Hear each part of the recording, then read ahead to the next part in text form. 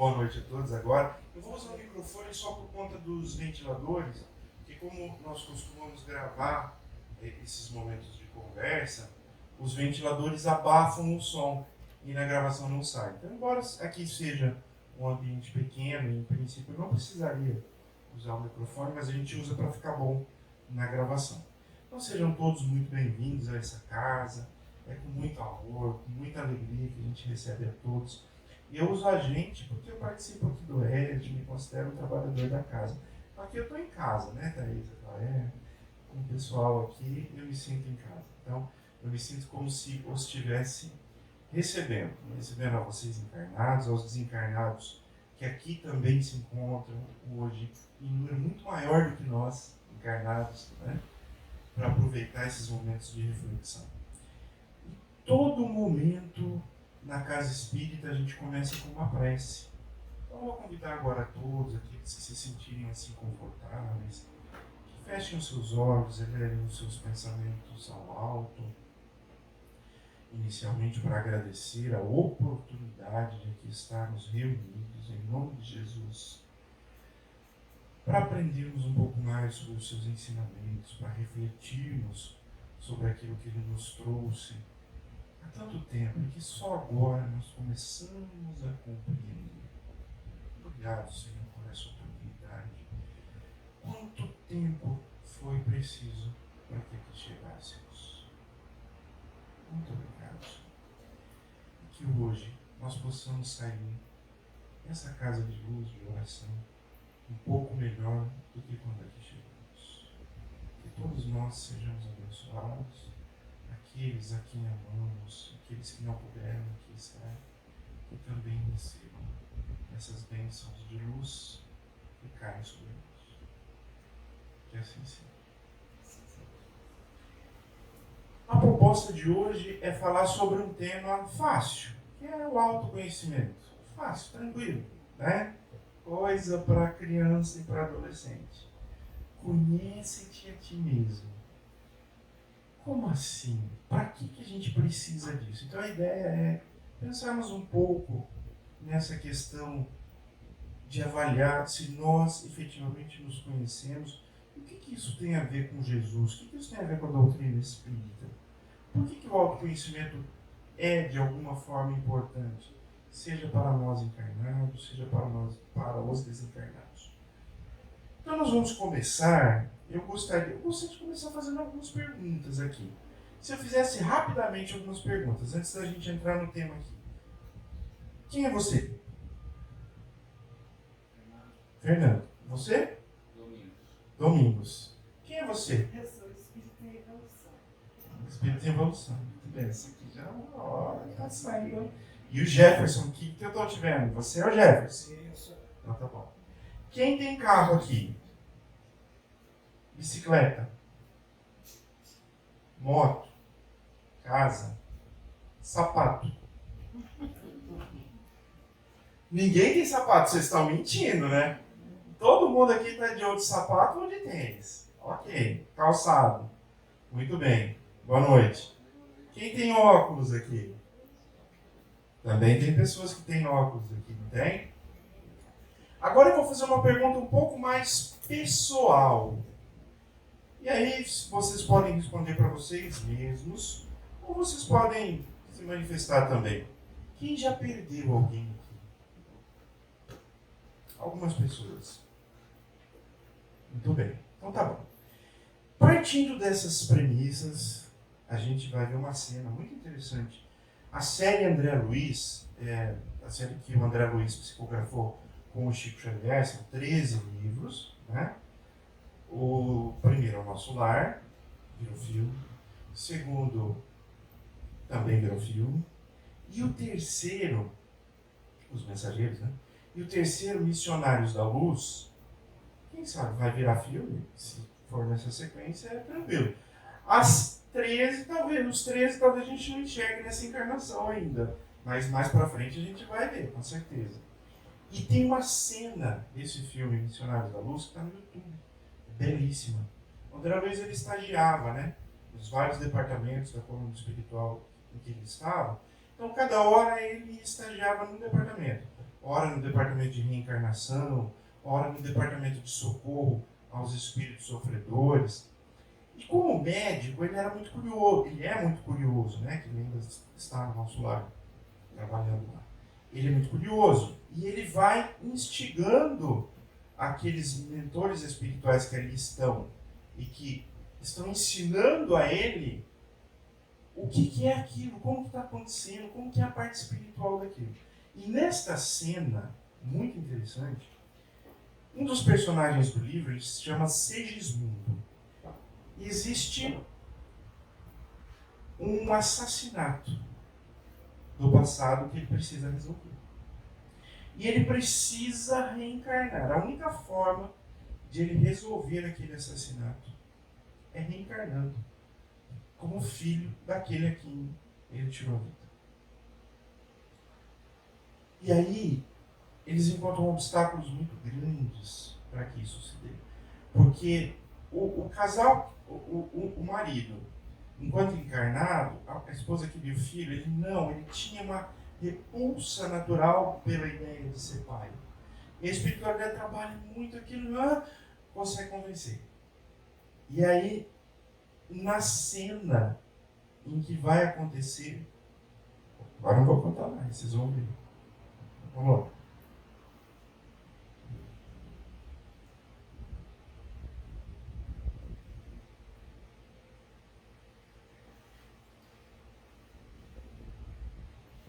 Vamos ver se o som vai ficar bom aqui.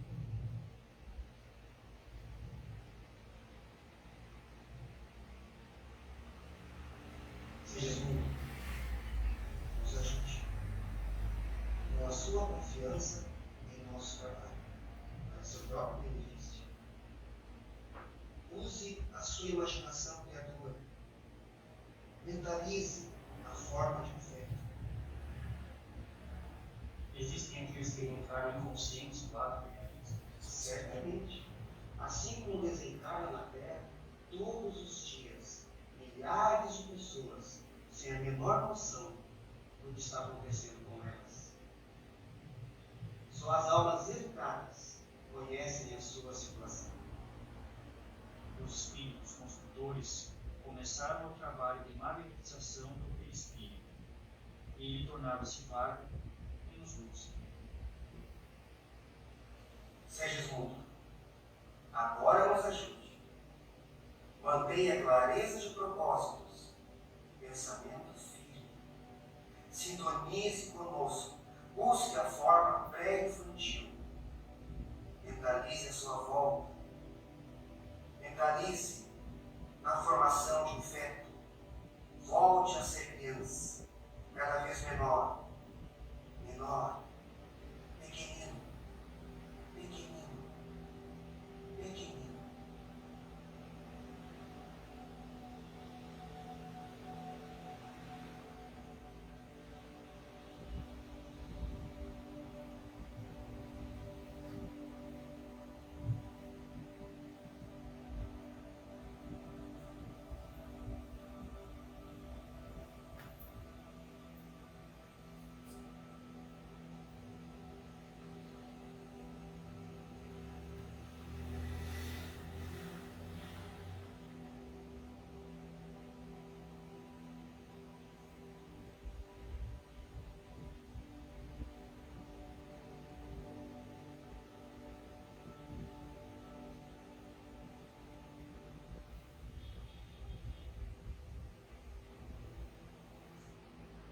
Muito bem, meu amigo.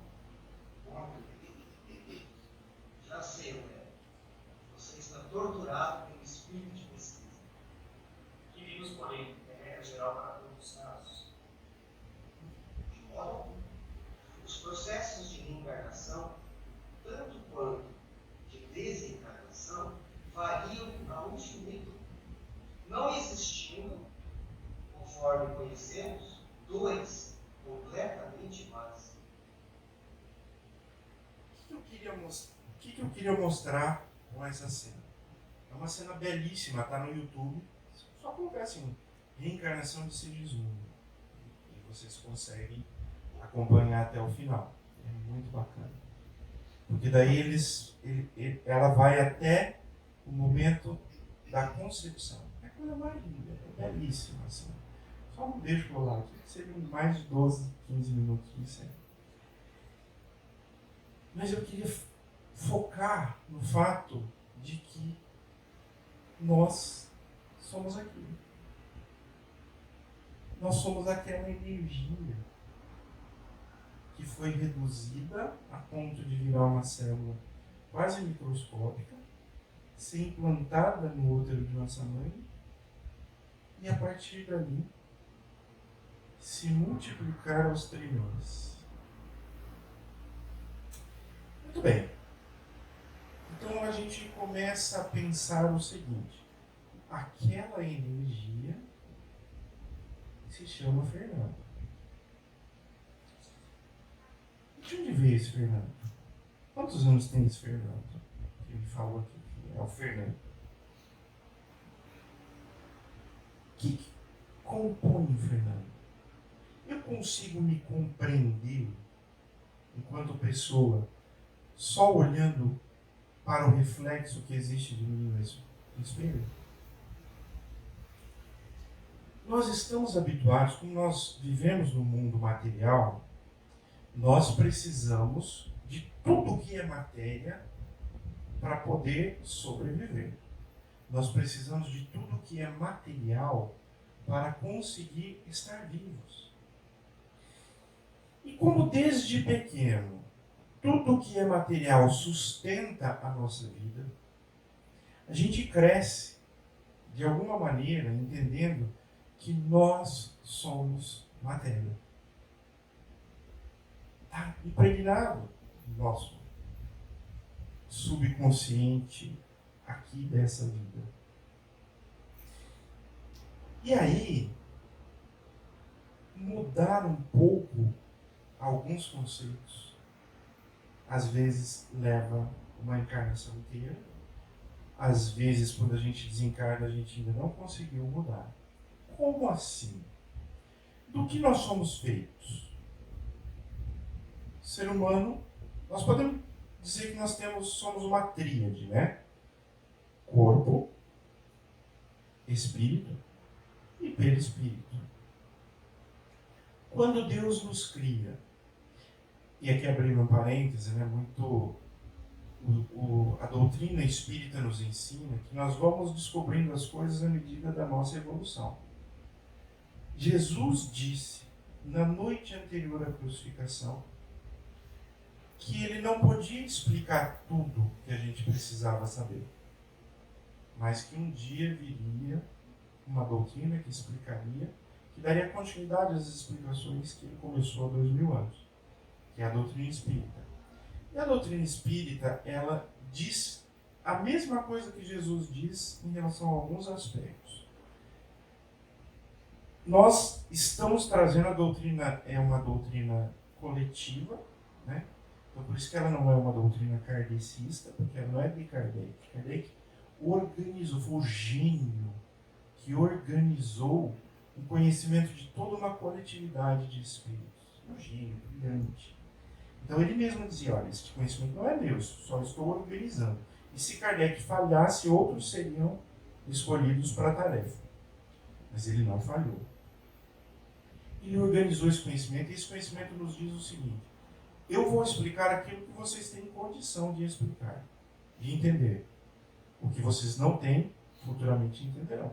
Tem algumas coisas que nós não temos condição de entender. Por exemplo, se eu disser assim, pense, o que é o infinito? A gente sabe que é alguma coisa sem fim. Mas nós não temos condição de alcançar a real concepção do que seria o infinito. O que é Deus? Nós conhecemos os atributos de Deus que a doutrina espírita nos traz, né? Que é o que? A inteligência suprema, que cria todas as coisas. Mas isso são só atributos. Agora, como que ele é? O que é? A gente ainda não tem como entender. Como são criados os espíritos? Onde e por quê? Tem uma fábrica? Tem uma quantidade X? Para que cria? Então nós temos pistas ainda dessas questões que futuramente, assim que nós utilizarmos mais de 10% do nosso cérebro, que é o máximo que a gente utiliza hoje, conforme isso for se ampliando, nós teremos conhecimento e contato com outras realidades. Por exemplo, no plano espiritual, existem notas musicais que nós não conseguimos entender, que nós não temos ferramenta neurológica para entender. Cor, que nós não conseguimos distinguir o que é aquilo, porque nós não temos ainda ferramentas neurológicas para entender. E por que isso? Porque nós estamos num momento de acordar. A grande maioria de nós, lembrando da concepção bíblica da expulsão do paraíso, né, que está lá na Gênesis. O que é a expulsão do paraíso e o que isso tem a ver com a gente? Alguns livros espíritas nos trazem as histórias de que nós vivíamos em um mundo chamado Capela, que era um mundo que estava passando pelo mesmo processo que a Terra está passando agora, indo de um mundo de provas e expiações para um mundo de regeneração. Era um mundo belíssimo já. E como que a gente sabe que a Terra está evoluindo? Bom, há 100 anos não tinha anestesia, hoje tem. Há 100 anos não tinha ressonância magnética, hoje tem. Os avanços da ciência vão nos demonstrando o seguinte: olha, o progresso chegou. O progresso está se estabelecendo nesse mundo e ele está progredindo. E os espíritos devem progredir de forma adequada. E alguns progridem e vão ficar aqui. Quando Jesus falava da terra prometida, será que era terra geográfica ou era o planeta Terra regenerado? Era o planeta Terra regenerado, né? O que é a recompensa do justo? O que é o bem-estar daqueles que se empenham em ser bons? Lá naquele mundo Capela em que nós estávamos, a maioria de nós que está aqui hoje, estivemos por lá e fomos expulsos de lá, porque a gente não estava afim de evoluir. Da mesma forma que está acontecendo com a Terra. Quem não está afim, os espíritos que estão na Terra hoje e que querem mais conturbar do que colaborar, provavelmente nem retornem para a Terra. Serão exilados em mundos como se fossem mundos primitivos, do jeito que a Terra era na época das cavernas. Aí vocês falam assim para mim, Oswaldo, mas a doutrina espírita ensina que o espírito não retroage, é verdade. Ele vai para lá com todo o conhecimento dele. Lembram, aqui na Terra, exemplo prático, os egípcios. Os egípcios vieram de Capela. Existem tecnologias ainda na construção do Egito que até hoje os cientistas se questionam como aquilo foi possível com o conhecimento da época. Por quê? Porque eles trouxeram este conhecimento,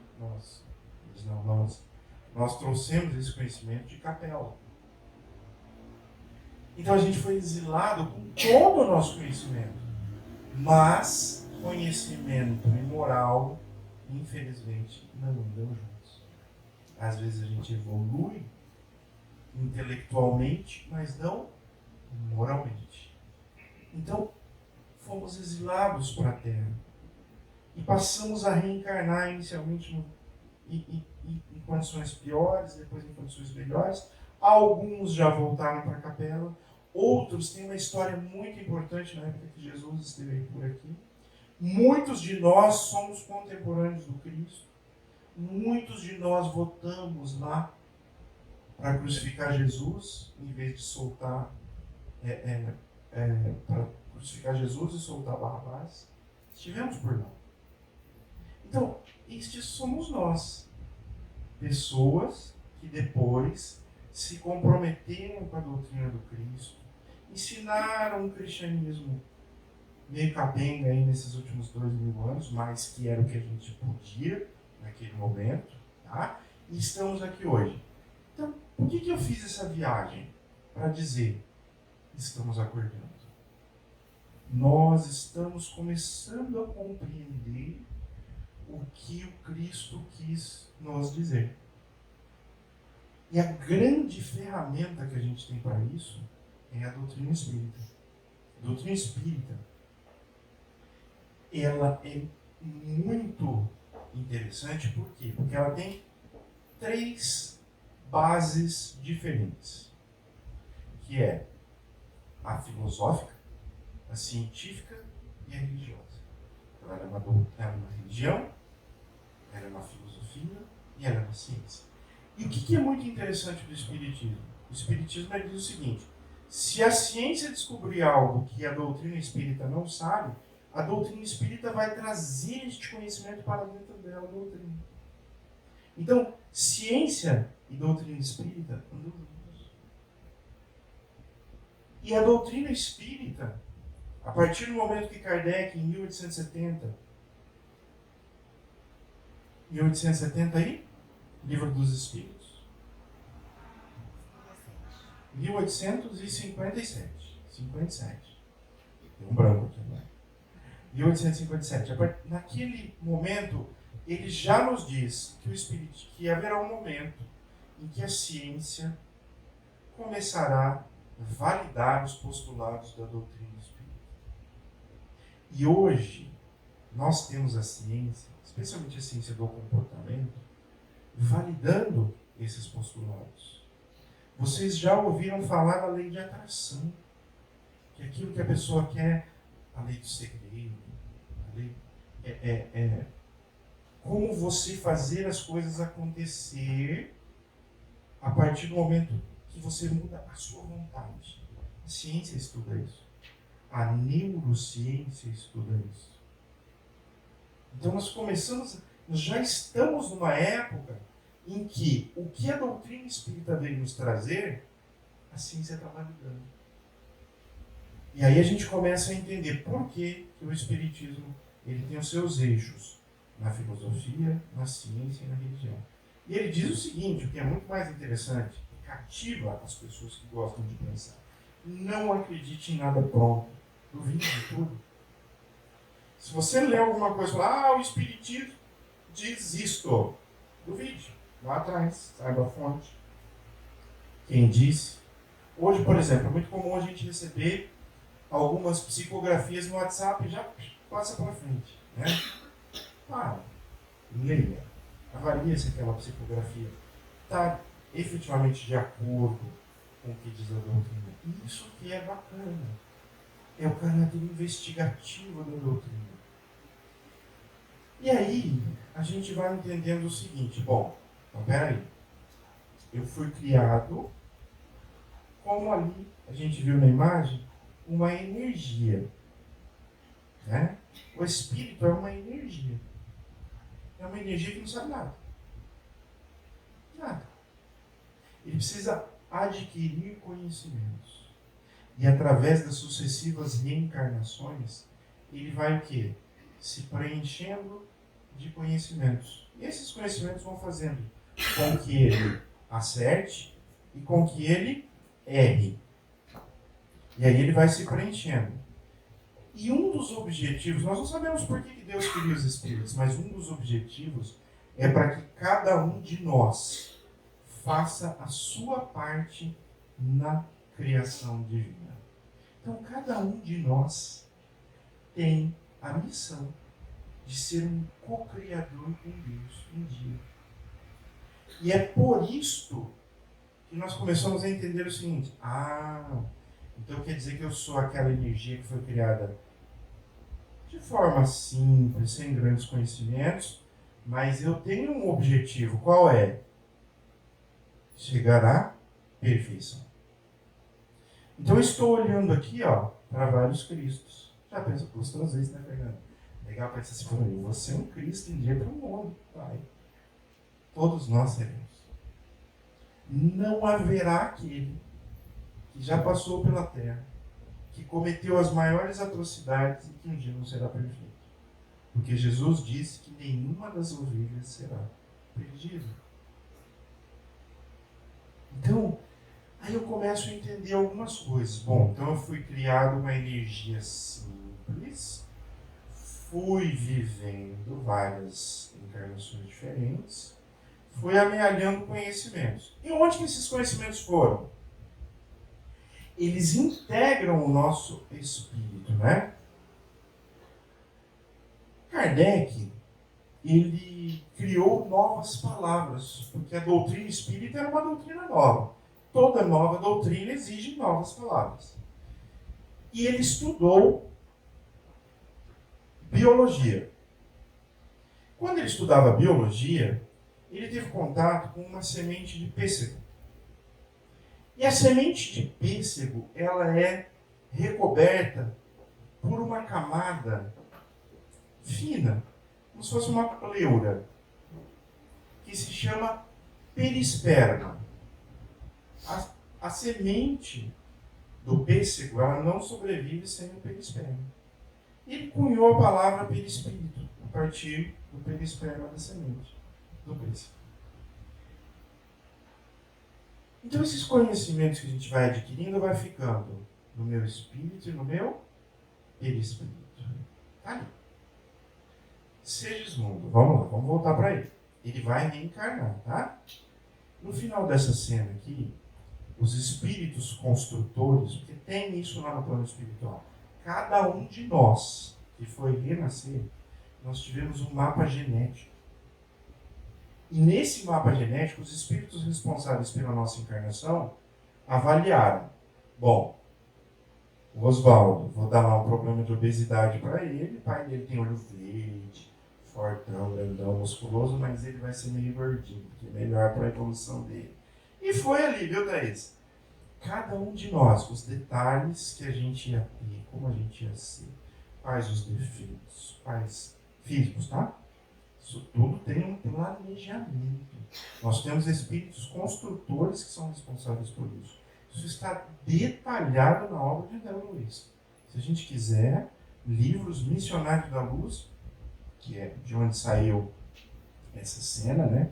De onde se origina essa cena, ele explica direitinho como isso acontece. E é muito interessante. Então, todos os nossos detalhes de como a gente vai ser fisicamente estão ali. Mas os defeitos que nós trazemos estão lá no nosso perispírito. E aí, quando tem a nossa colocação na forma, que é o útero da nossa mãe, e as células vão preenchendo. Imagina o seguinte, ali tem um espírito e um perispírito. As células que são responsáveis pela vida, elas vão preencher aquele espírito e aquele perispírito. Onde tem um defeito, ela não vai corrigir. A célula não vai ficar lá. Aí a gente chama assim, olha, isso é um defeito de nascença. Isso é genético. Na verdade, isso é do espírito. Isso está no perispírito. Aquele defeito continuará ali. Né? Existem casos e casos muito interessantes de pessoas que têm algum problema cardíaco, por exemplo. Outro dia eu estava vendo o caso de uma criança, né? Na encarnação passada ele era um policial, ele foi conter um assalto no momento de folga e levou um tiro no coração. E ele reencarna como filho da filha dele. E logo que ele vai tomar o primeiro banho, ele tem quase uma parada cardíaca e da banheira vai para o centro cirúrgico. E precisa fazer uma cirurgia no coração. E conforme ele cresce, ele vai contando para a mãe, você está me batendo, mas eu não te bati. Como assim eu não te bati? Não, porque eu era seu pai na vida passada. E ele lembrava perfeitamente. E eles foram avaliar o problema que ele tinha no coração, era exatamente aquela marca que a bala tinha deixado no coração dele. Mas, como ele tinha, não foi algo voluntário, aquilo aconteceu porque estava na programação encarnatória dele, foi resolvido. Né? Ele não teve grandes problemas em decorrência daquilo que aconteceu no passado. Mas o perispírito dele trazia aquela marca. Então é isso. A gente vem com o que a gente viveu no passado. Só que a gente chega aqui e a gente é mergulhado num mundo extremamente material. O planeta Terra, ele ainda é um planeta de provas e expiações, que ele está em processo de transição. Mas a maior característica do planeta Terra ainda é de um mundo de provas e expiações, onde o mal ainda existe em grande quantidade em relação ao bem. E nós estamos mudando, né? A ideia é mudar, mas nós estamos sob o influxo de tudo isso. Então eu vejo hoje muitos equívocos de, inclusive, pais espíritas, cujos filhos, os netos, nascem e falam: nossa, eu sei que é um espírito super evoluído. É mesmo. É um espírito evoluído. Não cuida dele não, para você ver o que você vê. Não seja firme com ele não, para você ver o que vai acontecer. Ele vai ceder aos influxos do planeta e vai estacionar. Ele não vai cumprir o que está na programação reencarnatória dele. Então, assim, essas energias são muito pesadas. Nós vivemos numa psicosfera muito pesada. E aí, a gente vive como pessoas. E vivendo como pessoas, como matéria, a gente se esquece daquela essência espiritual. E aí a gente começa a perceber o seguinte: ó, peraí. Então eu não sou o Fernando, eu estou o Fernando. Opa, é diferente. Por que é tão difícil? Se eu desse um caderno para cada um de vocês e dissesse: escrevam 10 linhas cada um sobre quem vocês são, não ia ser fácil. Porque a gente começa falando o quê? Eu sou fulano, que eu faço isso, eu faço aquilo, né? A gente fala do nosso nome, nossa profissão, onde mora. Tudo isso são atributos. Mas quem nós realmente somos? E por que é tão difícil a gente entender isso? Porque a gente é a coletânea de tudo que a gente viveu até hoje. Freud chama o perispírito de subconsciente. Percebe a ligação entre a doutrina espírita e a ciência? Jung chama o fluido cósmico universal de inconsciente coletivo, arquétipos. Já ouviram essas expressões? Então é a ciência conversando com a filosofia da doutrina espírita. São os conceitos de verdade se complementando. E aí a gente começa a entender o seguinte: bom, então se eu sou a coletânea de tudo que eu já vivi 50 mil anos atrás, 500 mil anos atrás, 1 milhão de anos atrás, isso tudo está em ebulição dentro de nós. Fácil domar tudo isso? Não. E aí a gente chega na dificuldade do autoconhecimento. Primeiro, está tudo aí. Fernando já foi Fernanda. Fernando já foi milionário. Já foi pobre, já foi negro, já foi escravo. E está tudo aí. Fácil lidar com isso? Não é fácil. Então nós já reencarnamos como mulheres, nós já reencarnamos como homens, nós já reencarnamos como ricos, como pessoas de poucas posses, nós já reencarnamos como patrões, como subordinados e hoje estamos aqui. Só que aí a gente começa a viver só como a matéria que a gente enxerga. E aí é difícil a gente trazer alguns conceitos de realidade para nós. Por exemplo, é possível perder aquilo que a gente não tem? Não é possível. Mas a gente acha que a gente perde pessoas. Nós não temos ninguém. É chocante, gente. Mas a gente não tem nem o nosso corpo. Ele é de Deus. Nós não temos a nossa roupa, o nosso carro, a nossa casa, o nosso sapato. Nós não temos nada do que a gente está enxergando aqui. Tudo isso é concessão da providência divina para que a energia que existe dentro desse corpo evolua. Por isso que lá na Bíblia, em Tessalonicenses, está escrito assim: em tudo dai graças. A gente não entende isso. Como assim tudo dai graças? Porque nada é nosso. Qual é a nossa verdadeira propriedade? Existe no livro dos Espíritos, no Evangelho segundo o Espiritismo, tem uma passagem que eu sugiro que vocês possam ler, se vocês quiserem, chama A Verdadeira Propriedade. E a definição que os Espíritos nos trazem é: a verdadeira propriedade é aquilo que você traz quando você chega na Terra e aquilo que você leva quando você vai embora. O resto é concessão divina. O que nós vamos levar quando nós desencarnarmos? Se parasse um aeróbus aqui agora, ali na frente, duvido que ia ficar um encarnado aqui. Os encarnados iam correr tudo para lá. Os encarnados iam correr para o fundo. Esconde aí, Fernando, né? A gente ia correr tudo para cá, os encarnados iam tudo para lá. E eles dissessem: chegou a hora de todos vocês aqui, todos vocês vamos lá.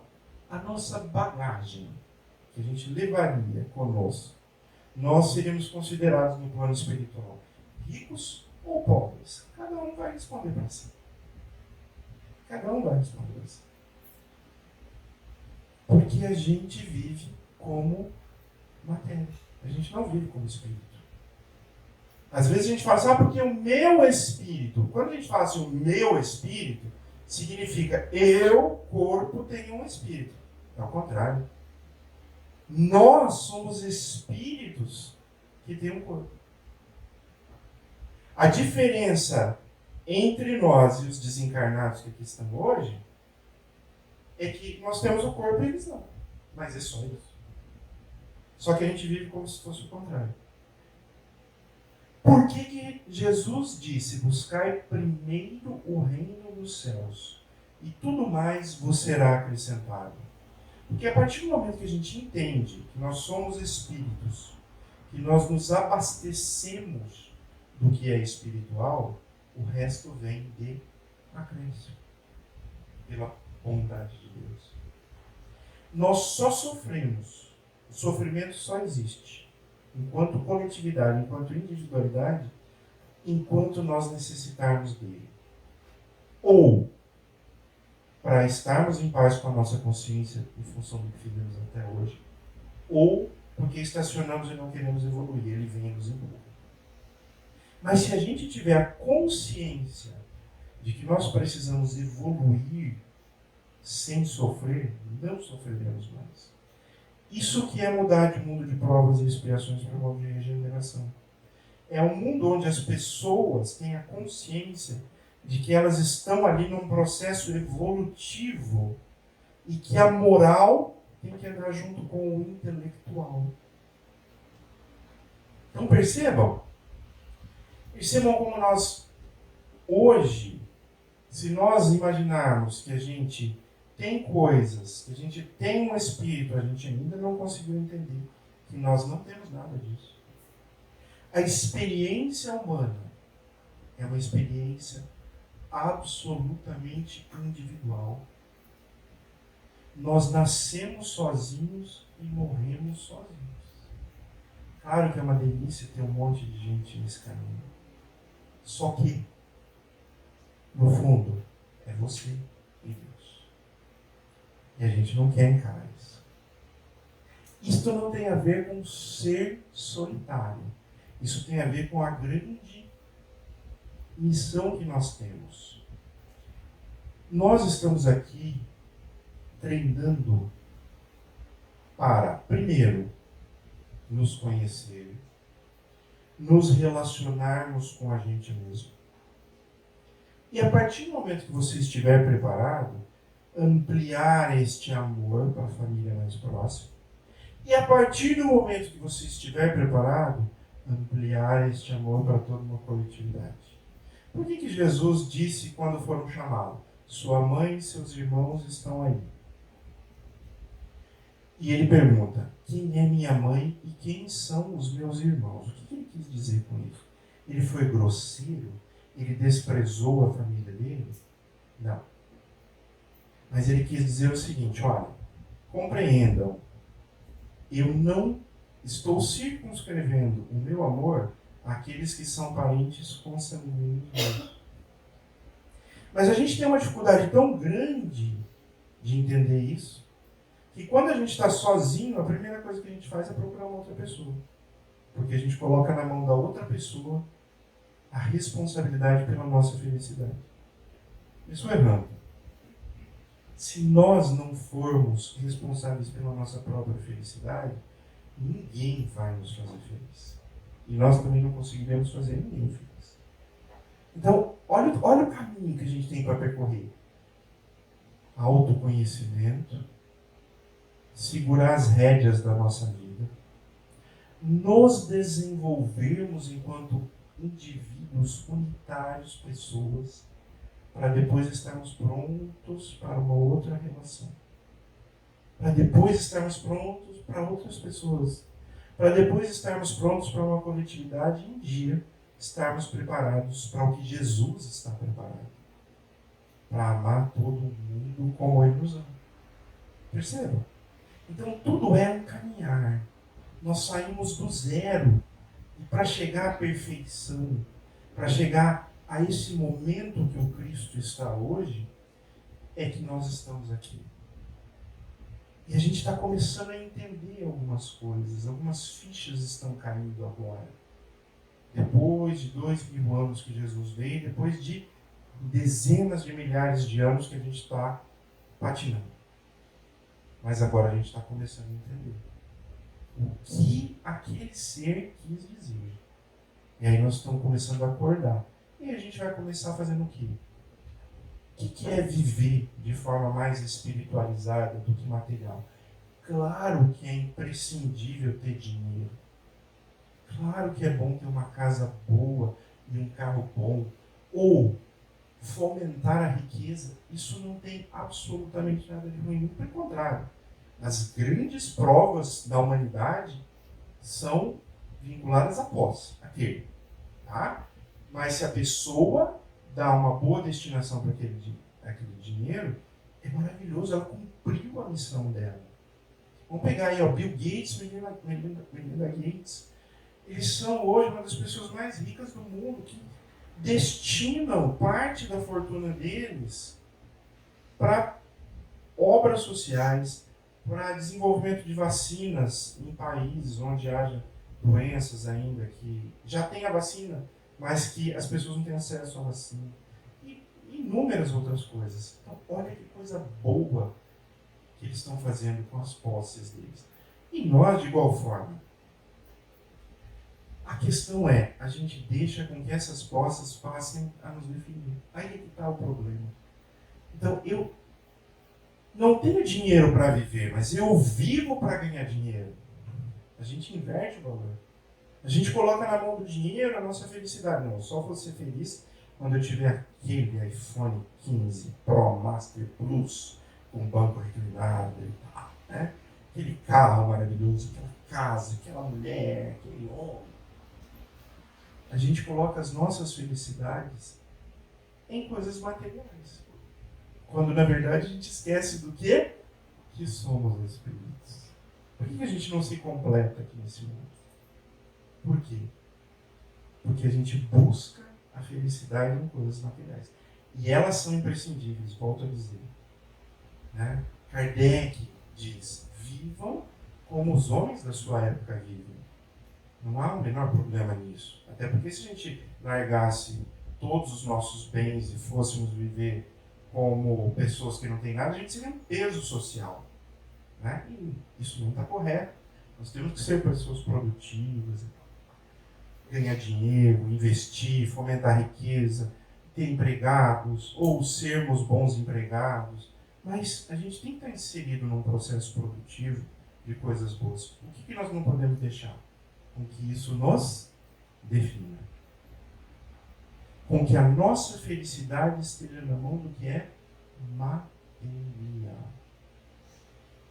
E aí, a partir desse momento que a gente vai entendendo tudo isso, vai ficando menos difícil viver com aquilo que a gente não tem.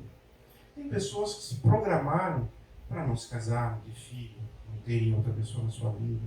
Tem pessoas que se programaram para ter dificuldade financeira a vida inteira.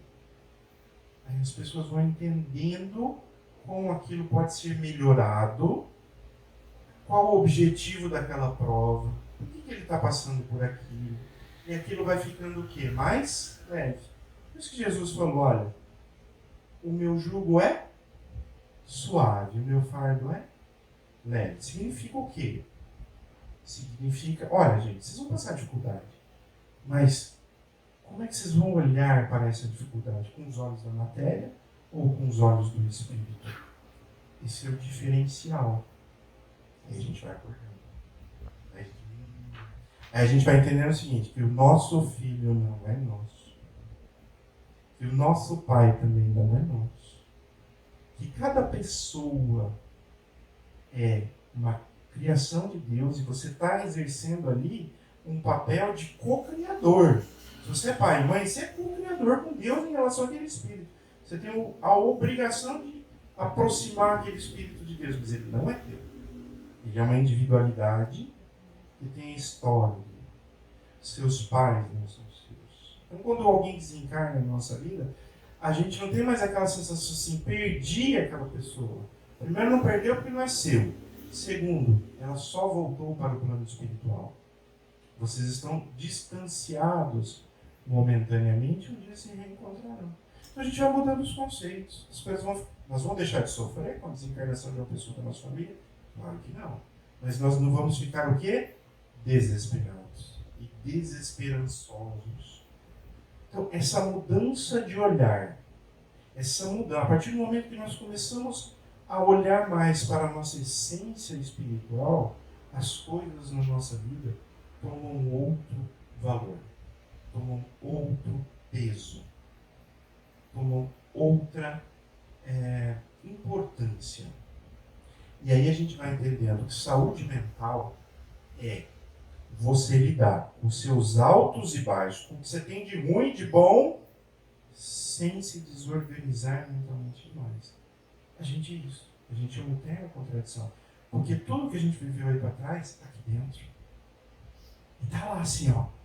E aí vamos acrescentar um outro fator a isso aí. Se já não é difícil lidar com isso, eu ouvi uma coisa do Divaldo que me deixou muito feliz. Eu achava que, assim, me via naquela situação.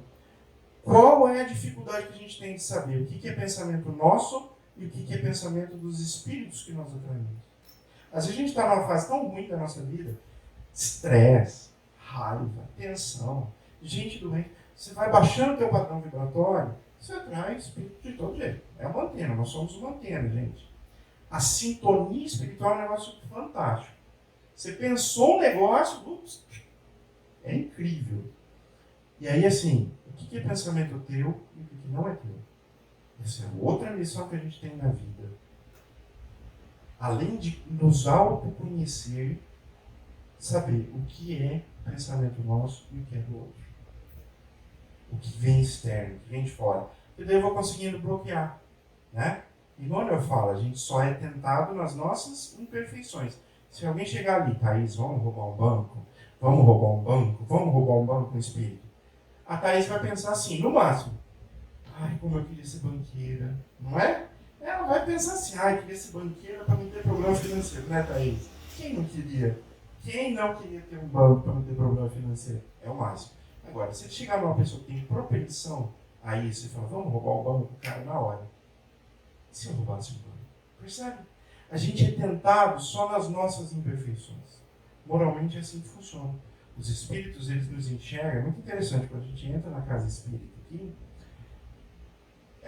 as casas, a gente não enxerga, né? Mas isso aqui é o que a gente vê de menos. Isso aqui é uma construção que tem vários andares, ela funciona como um hospital, tem outra cor, não é assim. Esse auditório que eu estou falando não é desse jeito. Então, tudo isso é muito diferente. E existem as pessoas que trabalham, inclusive, recebendo cada um de nós ali. Quando a gente entra, eles olham para nós, eles não veem a gente assim como a gente é. Eles veem a nossa energia. E aí eles sabem, opa, esse aqui está precisando disso, disso aqui. Anota aí. Esse aqui está precisando disso, disso aqui. Enquanto a gente está aqui, focado, né, em pensar em tudo isso que a gente está falando, nós estamos sendo atendidos aqui também. Então, por isso que o trabalho na casa espírita, ele não tem momentos. É de quando a gente chega até a hora que a gente sai. Porque a realidade que a gente passa a enxergar a partir do momento que a gente é espírito é outra. E qual que é o nosso grande desafio? É enxergar essa realidade mesmo no corpo. Isso é um desafio. Não é fácil. Porque nós vivemos com todos os parâmetros da matéria e com todas as necessidades da matéria. Então, o convite nosso dessa noite é para que a gente, quando a gente for dormir, a gente faça diariamente esse exame de autoconsciência, de dizer, olha, eu estou vivendo mais como espírito, mais como matéria, não estou conseguindo dar um sentido espiritual na minha vida. Quem aqui se relaciona com o Cristo durante o dia? Ou quem de nós temos uma relação de pedintes com o Cristo? Se a gente precisa fazer uma coisa no nosso trabalho, Senhor, dá uma forcinha aí. Vamos lá, vamos. Deu certo, tal, valeu, tal. Quando Jesus veio para a Terra, Ele quis que a gente tirasse Ele do plano espiritual e colocasse Ele lá na nossa sala. Ele quis estar junto da gente para mostrar, olha, pelas mesmas agruras que você passa, eu também passei no meu processo evolutivo entre os nós. Então Ele conhece a gente. A gente precisa aproximar a espiritualidade maior da gente, dos vários momentos do nosso dia. Isso é se espiritualizar. A gente não precisa, para se espiritualizar, falar, agora eu vou fazer oração. Não. No carro, no ônibus, na bicicleta, andando a pé.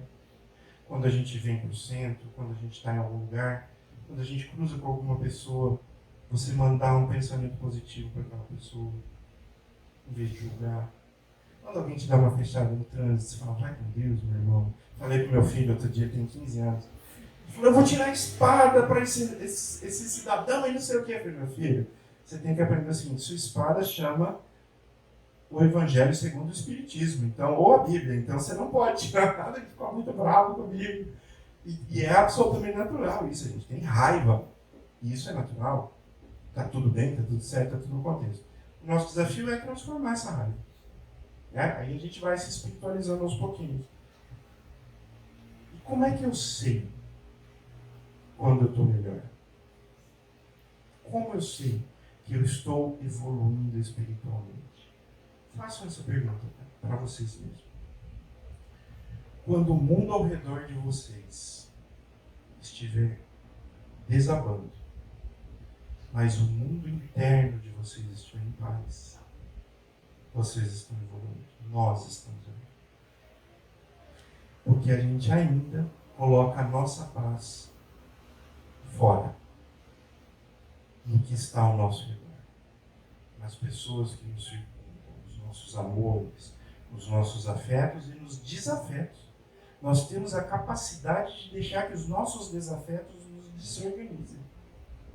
Se alguém te xinga ou fala mal de você, nós temos a capacidade de deixar que aquela pessoa se desorganize. Tem pessoas que não merecem nem isso. Né? A nossa desconsideração. Não. Merece uma prece por ela. Mas a desorganização dela não irá me desorganizar. Então, a partir do momento que a gente souber que a gente está no meio do olho do furacão e a gente estiver sereno, a gente estiver tomando decisões equilibradas, estou evoluindo. Estou evoluindo cada vez mais e espiritualmente estou melhor. É nos momentos de crise que nós conhecemos o nosso padrão evolucional. Não é quando está tudo bem. É nos momentos de crise. Porque ali eu sei como eu reajo àquela situação. Porque reagir é uma decisão nossa, não do outro. Então vamos pensar nisso. No livro dos Espíritos, alguém sabe o que é isso? Já viu essa figura? Alguém viu ou não? Não? É que é difícil enxergar daí, né? Mas eu vou tentar mostrar aqui, ó. Isso aqui. Tá vendo aqui? Se vocês levantarem e vir de pertinho, vocês vão ver aqui, ó, um pontinho azul. O que é aquele pontinho azul? Eu já dei a dica. É a Terra. A Terra fotografada pelo telescópio Hubble. Há aproximadamente, salvo engano, eu não me lembro bem do número, mas São milhões de quilômetros. Não vou dizer o número exato, mas são milhões de quilômetros. Aquela ali é a Terra. A NASA chamou de Pale Blue Dot. Um pálido ponto azul. Essa é a Terra. E nós estamos ali. E a gente se acha. Né? Então aí a gente vai começar a entender também quem somos nós em função de todo esse universo. No mesmo momento que nós somos um universo em nós mesmos, somos um pontinho na criação. Né? Então, vejam a dualidade com a qual a gente tem que lidar. Tem hora que Deus precisa da gente. Tem hora que Deus não precisa da gente. Eu costumo dizer assim, que quando Jesus quer me dar, ou os meus mentores espirituais querem me dar alguma orientação, eles batem forte. Então eu participo de um trabalho, a gente atende de oferecer café da manhã para pessoas que vivem em situação de rua. E em um determinado dia, tinha uma moça que eles chegaram super alterados, essas pessoas às vezes chegam, isso acontece 4h30, 5 horas da manhã. E as pessoas às vezes chegam em estados deploráveis, assim, em termos de do que aconteceu à noite.